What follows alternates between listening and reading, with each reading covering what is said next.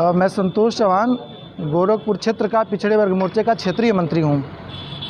नहीं है, हम लोगों के अंदर पूरा उत्साह का संचार हुआ है। कार्यकर्ता भारतीय जनता पार्टी का जो भी चौहान समाज का कार्यकर्ता है, आज पूरी ऊर्जा और उत्साह से लबरेज हुआ पड़ा है। कल से भारतीय जनता पार्टी के पूरे प्रदेश में आप सोशल मीडिया पे भी देख रहे होंगे, कम से कम हज़ारों भारतीय जनता पार्टी के कार्यकर्ताओं ने पूरे सोशल मीडिया के माध्यम से को अपनी खुशी व्यक्त की है।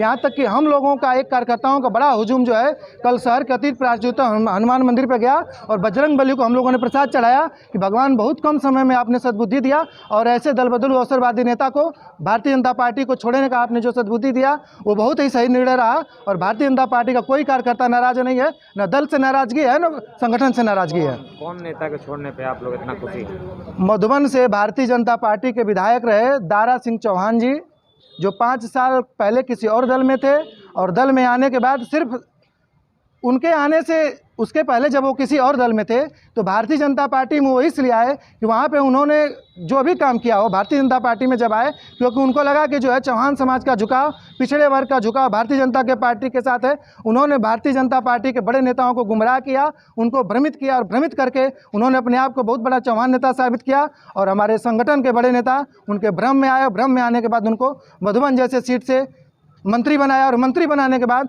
5 साल भारतीय जनता पार्टी के कार्यकर्ताओं का दमन, शोषण, उत्पीड़न हुआ है।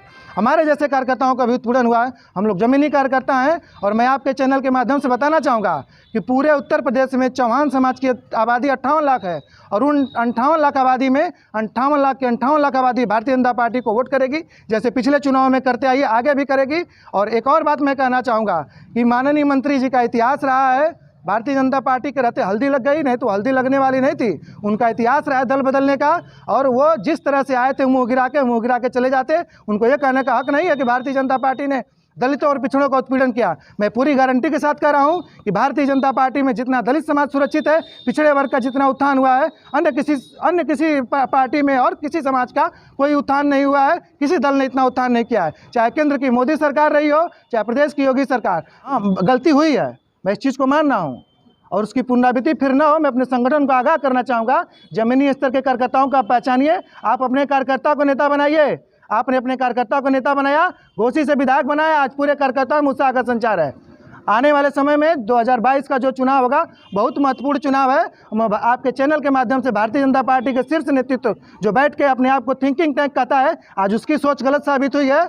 मैं पुनः आग्रह करूंगा। उत्पीड़न हो रहा था, कभी आप लोगों ने लगातार संगठन में देखिए, हम लोग संगठन के सिपाही हैं और अनुशासन में रहना जानते हैं। लगातार पार्टी के शीर्ष नेताओं को, संगठन के लोगों को हम लोगों ने आगाह कराया, बताया। अभी 1 महीना 2 महीना पहले लगातार कम से कम जो है 500 महिलाएं कार्यालय का घेराव करने, ज्ञापन देने के लिए आ रही थी। हम लोगों ने किसी तरह से मान मनोबल करके उनको रोका। हमारे क्षेत्र के जिले के और सारे बड़े नेता लगे हुए थे कि इस तरह की कोई घटना ना हो, पार्टी का छवि खराब होगा। पार्टी ने तो सबका काम किया है। पूरे 5 साल तक वो अच्छे थे नहीं अच्छे थे कभी। मैं देखिए, मैं आपके चैनल के माध्यम से अब मैं भी फ्री हो गया हूँ। इसके पहले हम संगठन में बंधे हुए थे। दारा चौहान हमारे पार्टी में थे, हम अनुशासन में थे, पहले भी वो गलत थे और लगातार हमारा उत्पीड़न हो रहा था। आपके चैनल के माध्यम से बताना चाहूँगा कि इसके पहले सरायरकंसी थाने पर मेरे साथ एक वक्तव्य हुआ। मेरी भारतीय जनता पार्टी पूरी पार्टी मेरे साथ खड़ी थी और एक कार्यकर्ता के नाते मेरे साथ न्याय हुआ। मैं इस नाते कह सकता हूँ कि आज पूरे जनपद सहित पूरे पूर्वांचल उत्तर प्रदेश में चौहान समाज का एक भाजपा कार्यकर्ता भारतीय जनता पार्टी और पूरा कमल खिलाने के लिए 2022 के लिए तत्परता से लगेगा, पूरी तन्मयता से लगेगा। हाँ, मैं कह रहा हूँ कि मधुबन से दारा सिंह चौहान अगर भाजपा में रह के अगर उन्होंने 5 साल सत्ता का मलाई काटा है, उनको लग रहा है कि बहुत उत्पीड़न हुआ है, काम किए होंगे ना, जनता के बीच गए होंगे, जनता को बनाया होगा, तो आके चुनाव लड़े ले। मेरे जैसा छोटा कार्यकर्ता उनको चैलेंज दे रहा है कि अगर उनके अंदर दम है तो मधुबन से चुनाव लड़े। एक मेरे जैसा छोटा संतोष चौहान उनके ऊपर भारी पड़ेगा। चुनाव लड़े।